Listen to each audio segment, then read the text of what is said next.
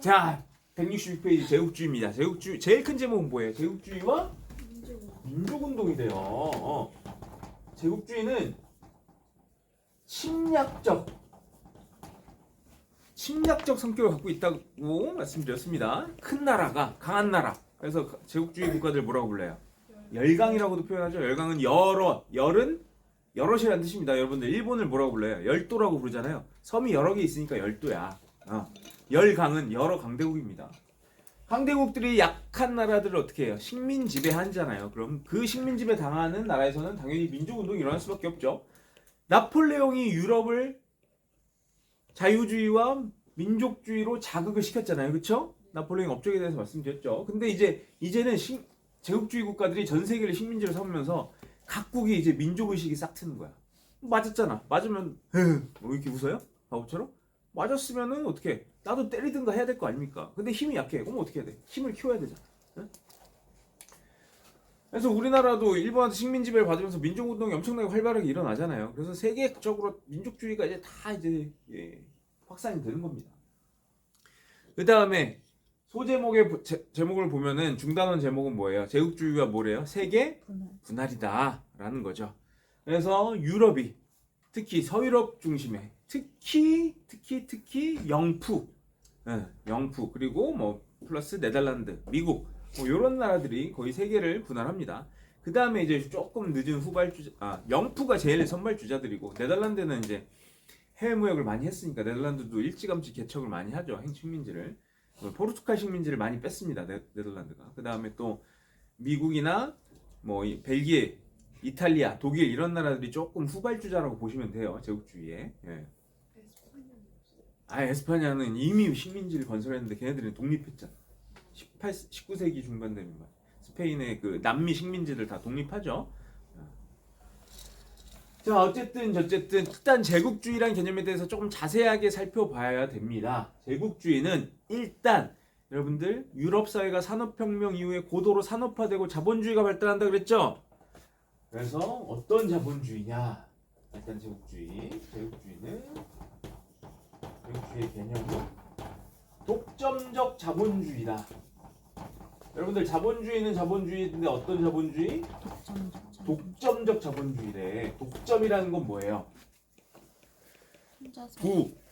물질 같은 것을 어떻게 특정 인이나 특정 기업이 독점하는 거예요. 그래서 여러분들 제가 지난 시간에 보여드렸던 빅토리아 시대 노동자들의 사는 모습 보여드렸죠? 노동자들 어때요? 굉장히 부유하게 잘 살았죠? 아니요. 아니죠. 어디서 잤어요? 관짝에서 자고 줄에 걸려서 잤다 그랬죠? 예. 그러니까 부는 누구한테 편중되는 거야? 자본가들. 회사 사장만 진짜 미친 듯이 잘 살고 나머지는 노동자들 그냥 거지꼴을 못 면하는 거예요. 근데 이 독점적 자본주의 이제 국내에서는 어떻게? 이런 부익부 빈익빈이 계속 커지니까 어떻게 해야 돼? 이제 해외로 진출하는 거지. 무슨 말인지 이해돼요? 그래서 독점적 자본주의 그리고 뭐가 또 결합되느냐? 배타적 민족주의다. 이 두 개가 결합돼서 제국주의가 탄생하는 겁니다. 그래서 독점적 자본주의가 여기에 이제 물건을 만들어내려면 뭐가 필요해요? 돈. 원료가 필요하죠. 원료를 어떻게? 값싼 원료가 필요하니까 여러분들 타이어를 만들려면 뭐가 필요해요? 고무가 필요하죠? 고무가 유럽에서 나요? 고무나무는 어떤 지역에서 자랍니까? 열대에서 자라죠. 그러니까 아프리카나 남미 같은 아니면 동남아 같은 식민지가 필요한 거예요. 예. 자, 그 다음에 값싼 원료를 공급받아야 돼. 그 다음에 이거 만들었으면 어떻게 해야 돼? 팔아야 될 거 아니야. 판매처가 필요하죠. 근데 내수만으로는 이게 쉽지 않다. 그러니까 수출해야 돼. 그러니까 뭐가 필요한 거야? 식민지가 필요한 거야. 식민지에서 싸게 고무 원료를 수입해가지고 여기서 공장 돌려서 만든 다음에 다시 거기다 또 파는 거죠. 예. 그러니까 고도로 자본주의가 발달해서 이렇게 된 거예요. 여러분들 에스파냐가 남미를 정복했을 때 어때요? 그냥 빨아먹잖아요. 그냥 다이렉트로 빨아먹잖아요. 바로 노예 노동 시켜가지고 농장을 경영하잖아요. 근데 이제 산업화가 되니까 이런 구조로 바뀌는 거야. 무슨 차이인지 이해되십니까? 네, 에스파냐 시절이랑. 네. 자, 그 다음에 잉여자금은 어떻게 해? 부자만 부자라고 했잖아요. 그쵸? 그냥 부자도 아니죠. 엄청난 부자죠. 근데 인간은 어때요? 뭘로 움직인다 그랬어? 늘 욕망으로 움직인다고 했잖아. 미인의 바람은 뭐야? 더 이뻐지는 거잖아. 부자의 바람은 더 부자가 되는 거야. 그러니까 그 욕망 때문에 내가 돈이 많음에도 불구하고 이 돈을 어떻게 더 불리지? 아예 아프리카에 공장을 세워버리자. 아프리카에 공장을 세우면은 거기서 고무를 바로 채취해서 거기서 바로 만들어가지고 바로 파는 거야. 그럼 이동할 필요가 없으니까, 운송할 필요가 없으니까 뭐 비용이 절감되겠죠. 그러니까 잉여자본의 투자처가 필요하다 이거예요. 이런 이유들 때문에 독점적 자본주의가 식민지를 필요로 하는 거야. 단순히 에스파냐 시절처럼 빨대를 꽂아서 다이렉트로 빨아먹는 구조가 아닙니다, 여러분들. 좀 더 복잡해지죠, 구조가. 자, 그 다음에 배타적 민족주의는 어떤 것들이 등장하느냐. 참. 배타적이란 게 뭐예요, 배타적? 타인을 배척하는. 민족주의. 야, 우리 민족 짱짱맨 우리끼리 잘 살자. 우리 민족 통일하자. 뭐 이러면은 좋죠. 뭐 타인한테 피해 안 주고. 근데 꼭 이런 거 있지. 우리가 뛰어나니까 남들은 어떻게 하는 거야? 무시해. 그러니까 어떻게 해야 돼? 정복 대상이 되는 거야. 뭘 기반으로 하느냐? 골상학 같은 게 등장합니다. 이제 두개골을 이제 연구를 하는 거죠. 인종에 따라 두개골이 좀 달라요. 그 서양인들이 여기가 좀 이렇게 길죠? 네, 장두형이고 우리는 여기가 이렇게 좀 더 넓은 편이라서 우리가 얼굴이 좀 더 커 보이는 그런 경향이 없지 않아 있긴 한데 근데 그럼 골상학 이 뼈 가지고 아프리칸들은 원숭이랑 비슷하네? 너네 진화가 덜 됐어. 막 이런 거. 그럼 골상학. 그래서 뭐가 등장을 합니까? 진화론이 등장을 하잖아요. 누구? 찰스 다윈의 진화론. 근데 그거를 자연계에 적용시킨 게 아니라 인간 사회에 적용시킨 게 뭐다? 1학년 때 배웠어요? 한국사에서 애국계몽운동단체가 사회진화론을 그대로 받아들이잖아요. 그쵸? 1학년 때 한국사에서 배우셨을 겁니다. 기억이 안 나는 거죠, 여러분들이. 자, 사회도 똑같이 진화한다는 거야. 누구처럼? 자연계처럼. 여러분들 진화론 다 아시잖아요. 그쵸? 갈라파고스 섬에 그 여러 갇힌 섬이 새해가 부리 모양이 어때? 다 달라. 왜? 그 환경에 적응한다 이거야. 그래서 진화론의 제일 중요한 골자는 뭐예요?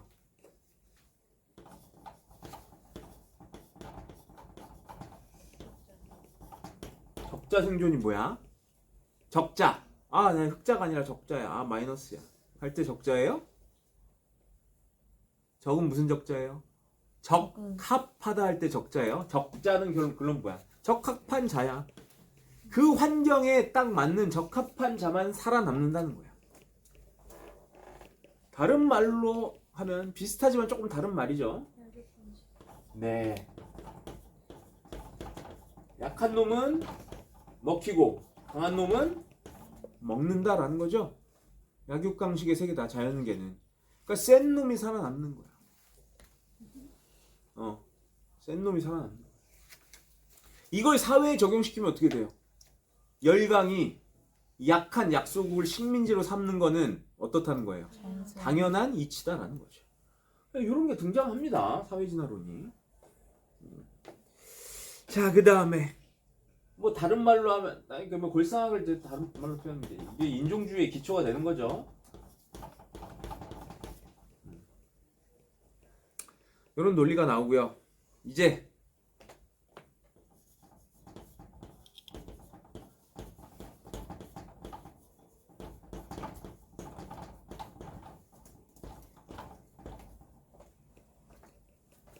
독일 제국이 선포됐어.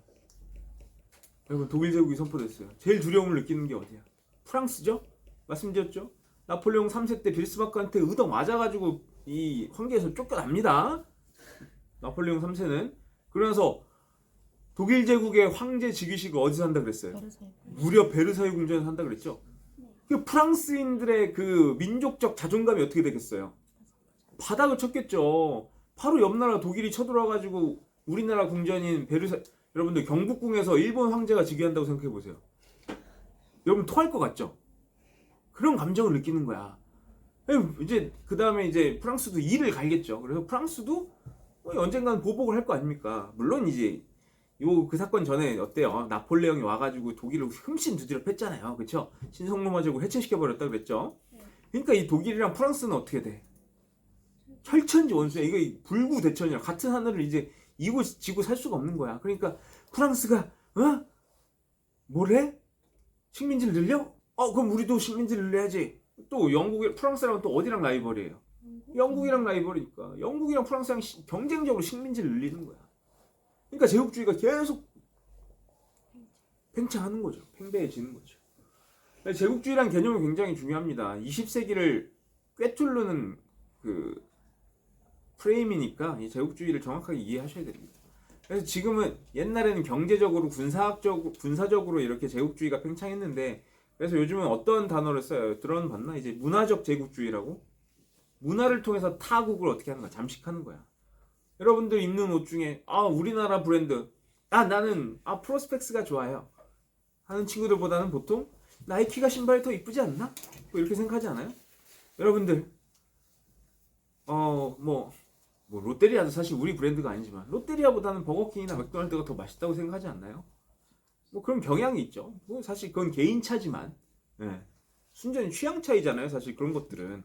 근데 대부분의 인식은 미국이나 영국, 유럽 것들이 좀 더 우월하다. 말도 여러분들 되게 저희 와이프가 저는 와이프가 없지만 저희 와이프가 보통 이렇게 얘기하잖아요. 누가 와이프라고 불러요? 와이프를 다 안 해. 우리는 안 해. 안 사람 부인. 근데 부인 부인은 무슨 말이야? 한자어잖아. 그러니까 일단 영어가 제일 많이 쓰고 영어 쓰면 좀 뭔가 고급져 보이는 것 같고 그 다음에 한자어를 쓰고 수우리말 쓰면 별로 고급져 보이지 않는다 생각하는 경향이 있잖아요. 예? 여러분들 그 기저에 약간 있잖아 사실. 어쨌든 그래서 이제 요즘은 이제 문화적 제국주의라는 표현을 많이 하죠. 근데 어쨌든 우리도 이제 우리의 문화적 힘이 많이 커졌죠. 예. 뭐 여담인데 제가 어제 이제 효창공원에 가서 백범김구 기념관에 갔는데 김구 선생님이 하신 말씀 중에 그 나의 소원이라는 그 글에 이런 내용이 있어요. 군대의 힘은 적을 막는 정도면 족하고 이 재물은 나라 사람들이 풍족하게 먹을 정도만 있으면 된다. 내가 갖고 싶은 건 오로지 강력한 문화의 힘일 뿐이다 라고 말씀하셨거든요. 이 김구 선생님의 해안이 상당히 돋보이는 부분입니다. 우리나라가 지금 뭐 K컬처라고 해서 나름대로 잘 나가고 있는데 뭐 그런 부분을 보시면 김구 선생님이 상당히 기뻐하실 것 같긴 합니다. 하여튼 여담은 여기까지 하고 자 일단은 여러분들 자 유럽에서 가장 이제 가까운 유럽에서 가장 가까운 식민지는 어딜까요? 이제 유럽이 제일 먼저 어디로 갈까요? 어디로 갈 것 같아? 아프리카. 그렇죠. 아프리카죠. 거기다 아프리카는 정치적이나 문화적인 발달 수준이 유럽에 비해서 현저히 떨어지죠. 국가가 몇 개가 없어요. 무슨 말인지 이해돼요? 그럼 뭔 얘기야? 아프리카 사람들은 어떤 형태로 부족 형태로 살고 있는 지역이 훨씬 많았고 공장제, 기계공업 이런 거 아무 의미 없죠. 그 사람들한테는 뭐예요? 그 사람들은 유목이나 아니면 기초적인 농업 혹은 수렵 아직도 그 정도 수준에서 살았다 이거예요. 예. 그러니까 이제 철기를 사용하긴 했죠. 철기를 사용하긴 했습니다만 근데 이제 그러니까 유럽에서 들여온 이제 뭐 총포도 있긴 하지만 이제 총 같은 것도 있지만 그런 거는 이제 거의 이제 아주 소수만 사용하는 거고 그러니까 대부분 아직도 활과 창과 이런 것들을 무기로 사용하는 그런 수준인데 기관총을 쓰고 대포를 쓰는 유럽인들이 오면 어떻게 될까요? 너무 결과가 뻔하잖아요. 일단 유러피안들은 일단 먼저 가장 쉬운 먹잇감 아프리카부터 분할해 버립니다. 네, 아프리카를 점령해요. 자, 그래서 아까도 말씀드렸지만 제국주의 제일 선두주자 두 명이 누구예요? 두 명? 두 나라 어떤 나라예요? 영푸죠, 영푸. 네. 그래서 영국은 아프리카의 꿀 중에 꿀 어디예요? 이집트죠. 이집트가 제일 중요한 꿀입니다. 농업 생산력뿐만 아니라 이집트에다가 운하를 뚫어가지고 아프리카를 돌아가지 않고 그 홍해바다로 이집트에서 홍해바다로 그냥 건너가는 수에즈 운하라는 걸 만들어요, 여러분들. 거기서 들어오는 세입이 어마무시하다고. 아프리카를 돌아 들어가면 그 연료에다가 그 시간에다가 얼마나 낭비해요. 근데 수에즈 운하 이 이집트를 통해서 홍해를 통해서 인도로 가면 훨씬 빨라지죠. 시간이 3분의 2가 단축됩니다. 카이로를 중심으로 해서 여러분 남아프리카 공화국의 수도가 어딘지 아십니까? 케이프타운이라고 합니다. 그래서 카이로랑 케이프타운을 연결하는 아프리카를 어떻게 나누는 거예요? 어떻게 통과하는 거예요? 위에서 아래로 종단이라고 합니다. 종단. 그러니까 영국은 종단 정책이라는 정책을 씁니다. 남아공과 카이로를 통해서 아프리카를 종단.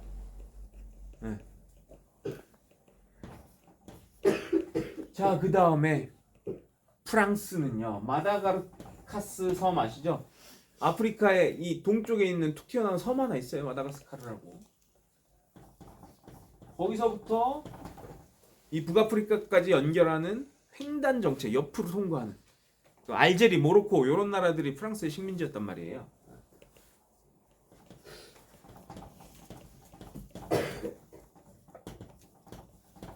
프랑스의 횡단 정책이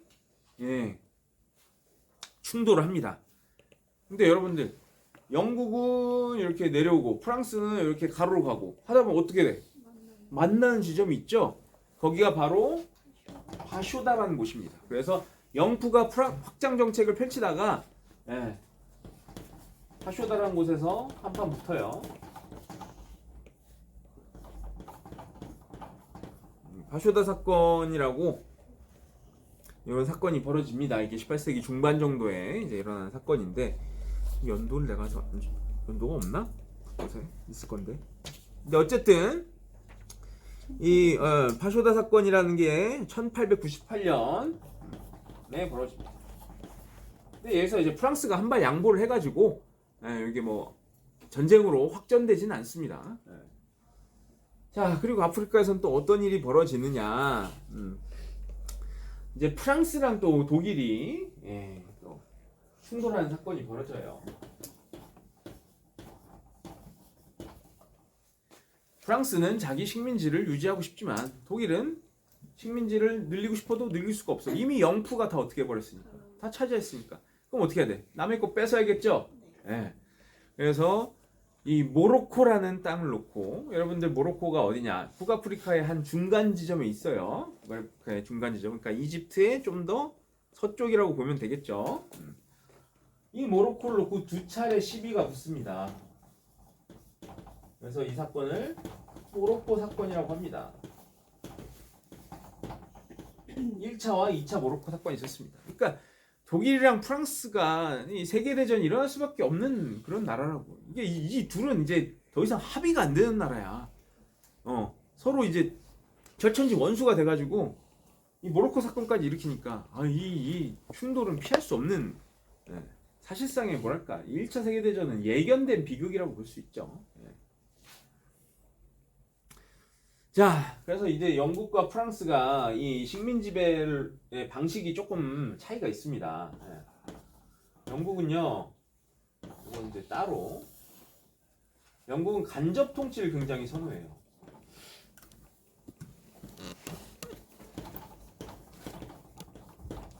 그러니까 그 지역에 지배층을 회유하는 거야. 우리나라로 치면 일본이 들어와서 우리나라 양반층을 회유하는 거죠. 무슨 말인지 이해돼요? 그 지역의 지배층들한테 그 특권을 다 인정하는 거야. 그러니까 소수, 총독만 딱 보내고 총독과 중앙에 군사력만 딱 집중을 하고 나머지는 그 지역의 지배층들을 회유하는 거죠. 그래서 이득만 빨아먹는 거야. 여러분들 그 큰 인도 무굴 제국이 어떻게 하루아침에 그렇게 영국한테 꼴딱 먹혔겠어요. 물론 무굴 제국이 워낙 넓고 세력이 다양하니까 이 내분을 적절히 이용하기도 했지만 지배층의 특권을 다 인정해줬다고. 그냥 상층부의 특권. 그냥 왕조만 교체된 거야. 왕조만. 사회 구조는 거의 변하지 않는 거야. 물론 영국의 수탈이 좀 심해지긴 했겠죠. 근데 어쨌든 영국의 그 삶의 방식 같은 게 들어오면서 이제 당연히 우리의 지배층이 바뀐 거니까 영국 문화에 대한 동경 뭐 이런 것도 있죠. 그러니까 여러분, 그러니까 제가 뭐 몇 번 말씀드렸지만 영국의 간디가 괜히 이거 소금 엔진하고 그런 게 아니에요. 예? 이 일반 대중들한테 이제 무장봉기를 할 만한 그런 명분이 사실 그렇게 크지 않았다 이거야. 근데 우리나라는 일본이 포갑적으로 통치를 하니까 당연히 어때요? 저항이 거세질 수밖에 없는 거죠. 영국은 이렇고요. 자, 프랑스의 자부심은 뭡니까? 프랑스의 문화, 뭐 역사 이런 것도 있지만 프랑스의 자부심. 우린 공화국이야. 우리는 혁명을 통해서 최초로 최초는 공화국은 저기지만 어쨌든 혁명을 통해서 우리는 공화정부를 세운 나라야. 또 이런 자부심이 있어요. 나중에 의와다 사건 때 말씀드리겠지만은 8개국 연합군들이 모여서 최고 지휘관을 뽑을 때 이제 독일 제국의 그 원수가 지휘관이 됩니다. 근데 프랑스랑 미국은 우린 공화국인데 어떻게 제국의 명령을 받냐 하면서 따로 그 군대를 움직여요. 뭐 어쨌든 프랑스에서는 이 공화국의 전통이 있기 때문에 공화국의 전통을 이식하려고 합니다. 그래서 동화 정책을 펼쳐요.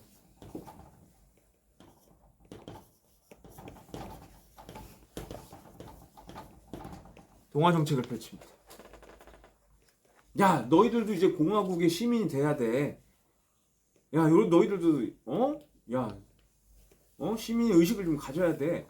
이러면서 대우는 안 해주죠. 시민의 대우는 수탈만 하죠.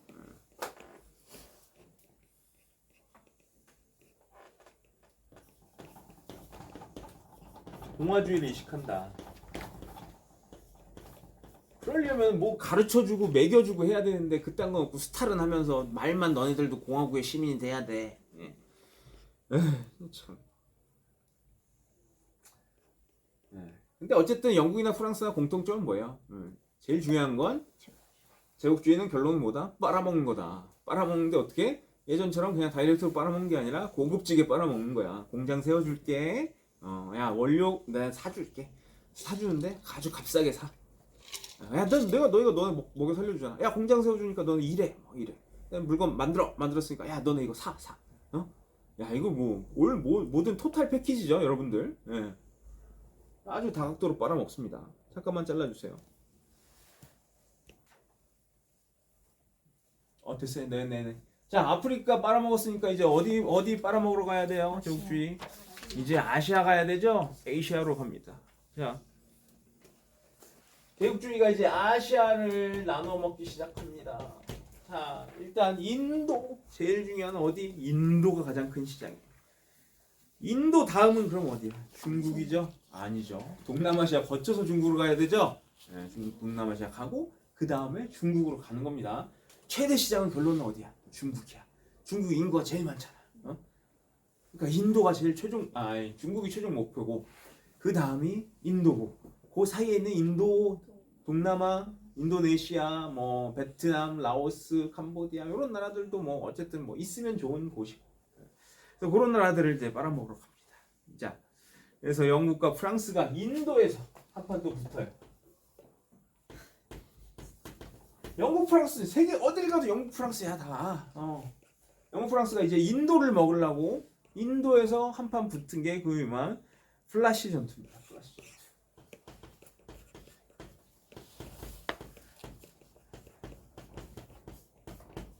이게 1757년이에요.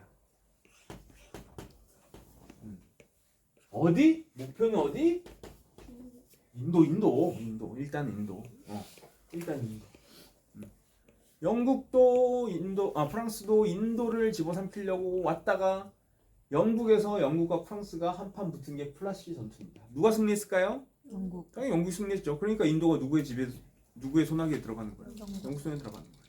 그래서 여러분들 인도는 공용어가 뭐 열 몇 개라고 하죠. 뭐 힌디어, 뭐 우르두어, 그다음에 영어도 포함되어 있습니다. 그래서 인도 사람들도 영어 잘해요. 근데 잉글리시 그 이가 아니라 I 있어서 잉글리시 하면은 약간 발음이 조금 영국 본토 발음과는 상당히 사뭇 다르죠. 뭐 어쨌든 그래서 인도를 놓고 영국이 승리해서 이제 인도를 영국이 지배한다라고 보시면 될 것 같고요. 그 다음에 이제 19세기 중반 가면은 이제 인도 대부분을 차지합니다.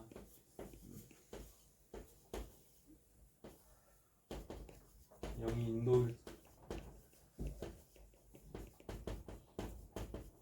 인도가 워낙 넓잖아요. 여러분들 플래시 전투에서 19세기 중반이면 1800년대.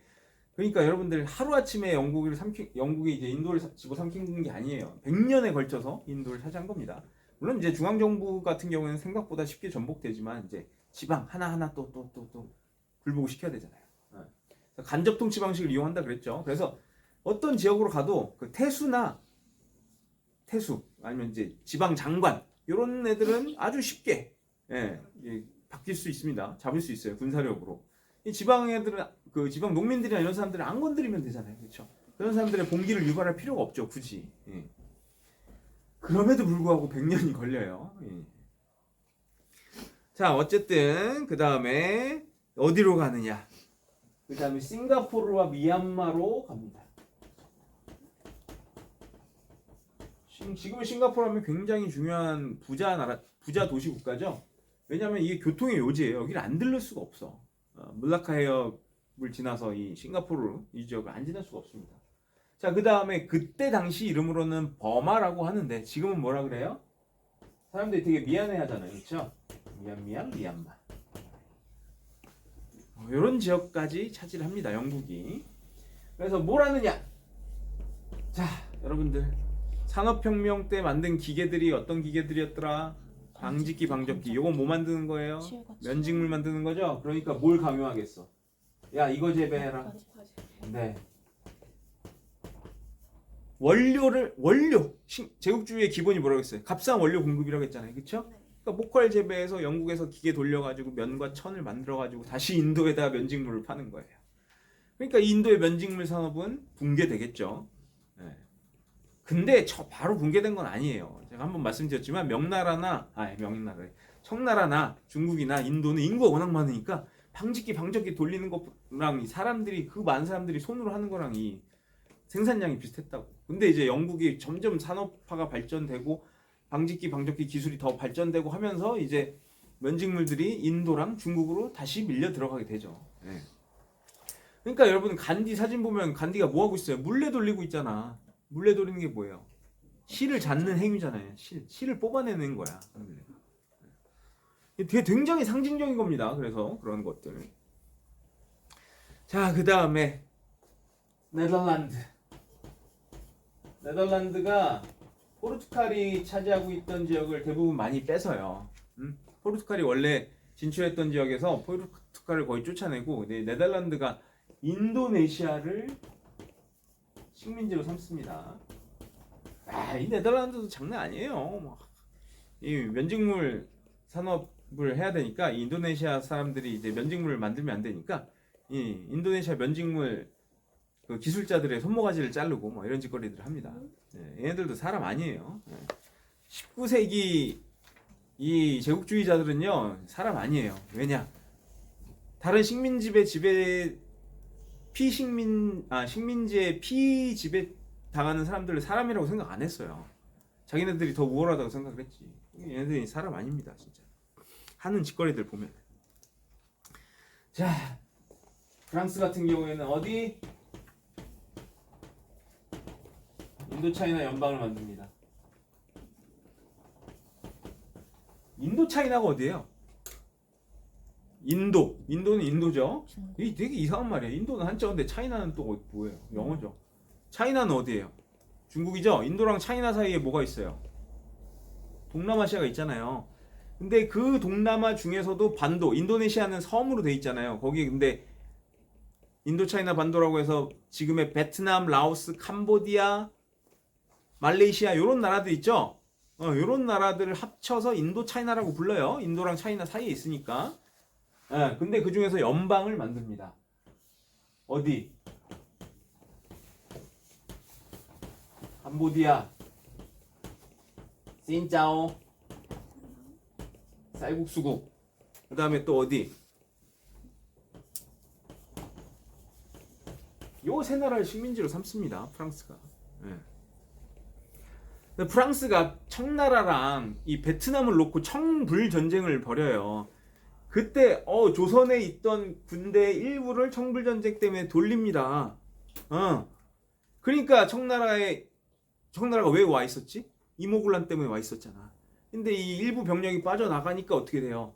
이 틈을 이용해서 일본군을 끌어들여 가지고 뭘 일으켰어요? 갑신정변을 일으켰죠. 여기 요때가 요때입니다. 우리나라 한국사로 치면은 청불전쟁, 청나라랑 프랑스랑 싸워서 이겨서 이 베트남을 결국엔 차지하게 되는 거예요. 그래서 세계에서 제일 맛있는 쌀국수는 어디 있다 그래요? 파리에 있다 그러죠. 베트남에서 이제 그 베트남 지배층들 실력 있는 요리사들이 이제 베트남 공산 정권이 들어서니까 어디로 도망간 거야? 프랑스나 파리로 도망간 거야. 프랑스나 파리? 미쳤죠? 미국이나 프랑스로 간 거예요.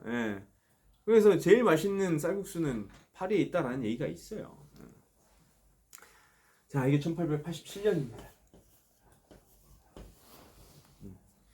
자, 그 다음에 어디? 미쿡.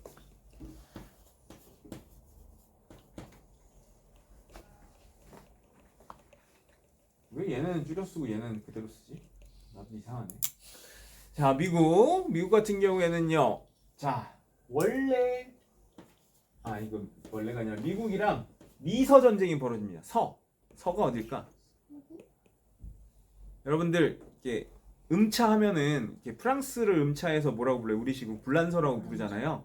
영국도 음차한 거잖아. 잉글랜드를 음차한 게 인거인데 그게 한자 중국어 발음은 인거인데 이거를 그래서 우리 그대로 읽으면 영이라서 그래서 이렇게 부르는데 어쨌든 미국도 아메리카인데 어가 거의 묵음이잖아요. 그러니까 아메리카인데 이게 메이과가 돼서 그 미국이 된 거예요. 어쨌든 그래서 이제 에스파냐를 이제 서반이라고 합니다. 그래서 어르신들한테 저 서반어 배워요. 그럼 에스파냐어 배우는구나 이렇게 얘기가 되는 거예요. 그래서 미서 전쟁이 벌어집니다. 그래서 서가 스페인이에요. 스페인. 에스파냐 식민지가 어디였죠? 중남미 말고 아시아에서 필리핀이라고 그랬죠? 펠리페 2세의 이름을 타서 필리핀이라고 한다 그랬잖아. 그래서 미국과 에스파냐가 한번 붙어서 에스파냐가 어떻게 돼요? 패배합니다. 그래서 미국은 필리핀을 식민지로 삼죠. 그래서 필리핀에서는 여러분들 필리핀 국기가 농구예요. 농구는 어느 나라 스포츠예요? 미국 스포츠잖아요. 그렇죠? 미국에서 만들어져서 미국에서 제일 많이 하고 미국에서 유명하고 근데 이제 그게 이제 미국의 영향을 받아서 필리핀에서는 농구가 상당히 인기가 많습니다. 그래서 미국이 에스파냐와 전쟁에서 필리핀을 획득했다라는 거. 이게 1898년.